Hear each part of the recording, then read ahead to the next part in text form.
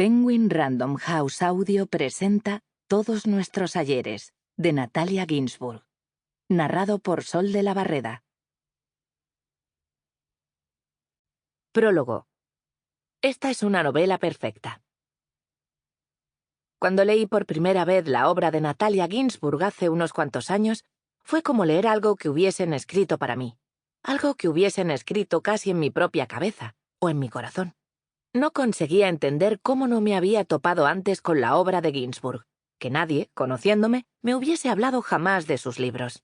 Como si su escritura fuese un secreto importantísimo que yo llevaba toda la vida esperando a descubrir. Sus palabras, mucho más que nada de lo que yo misma hubiese escrito o hubiese intentado escribir siquiera, parecían expresar algo completamente cierto acerca de mi experiencia de la vida en sí. Para mí, este tipo de encuentros transformadores con un libro son muy inusuales. Un momento de contacto con lo que da la impresión de ser la esencia de la existencia humana.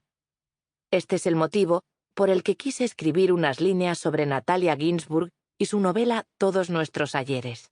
Y me gustaría dirigirme en particular a esos otros lectores que, lo sepan o no, están ahora mismo aguardando un primer y especial encuentro con su obra.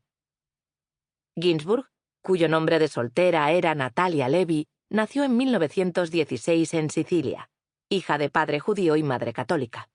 Ella, su hermana y sus 3 hermanos se criaron en Turín, en el norte de Italia, en un hogar laico e intelectualmente estimulante. En 1938, a los 22 años, Natalia se casó con el militante judío antifascista Leone Ginzburg, con el que tuvo 3 hijos. En 1942, publicó su primera novela, La strada che va in città, El camino que va a la ciudad.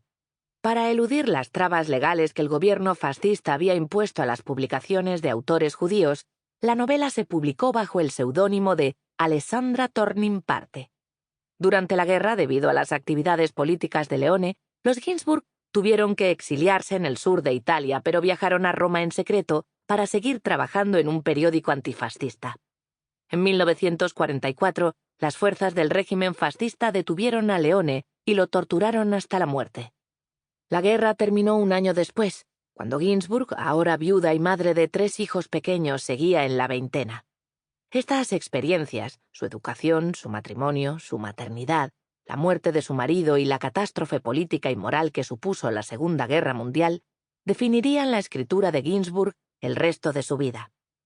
Todos nuestros ayeres, su tercera novela, se publicó por primera vez en Italia en 1952 con el título Tutti i nostri ieri. Comienza en un pueblecito del norte de Italia, en los años previos a la guerra, con una familia, un viudo entrado en años, sus 4 hijos y la señora María, una especie de ama de llaves. Al otro lado de la calle, en la casa de enfrente, vive el dueño de la fábrica de jabón del pueblo, junto con su esposa, sus hijos y uno que no se entendía bien quién era, llamado Franz. Progresivamente va emergiendo en ese revuelo cómico y frenético de los primeros capítulos una protagonista, Ana, la hija más pequeña del viudo. La novela pasa entonces a seguir las relaciones de Ana, antes y durante la guerra, con su familia, con los habitantes de la casa de enfrente y con un amigo de la familia mayor que ella, llamado Censo Reena. Pero esa posición de Ana como protagonista es en todo momento parcial y contingente. El narrador nos aleja a menudo de ella sin previo aviso y entonces relata sucesos que Ana no ha presenciado o describe con súbita compasión los pensamientos y sentimientos de otras figuras aparentemente secundarias, sus deseos, sueños y desengaños. La gran potencia emocional de la novela nace de la hondura y la autenticidad de cada uno de sus personajes.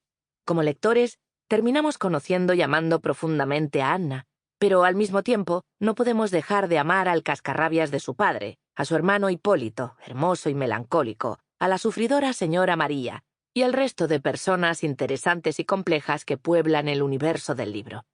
Tras la muerte del padre de Anna, al poco de empezar la novela, Hipólito traba amistad con Emanuele, uno de los chicos de la casa de enfrente.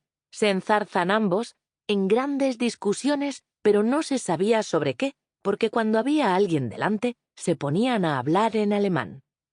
Pronto se le suma Danilo, pretendiente de la hermana de Anna, Conchetina, y los 3 jóvenes empiezan a encerrarse a menudo en el salón, a charlar.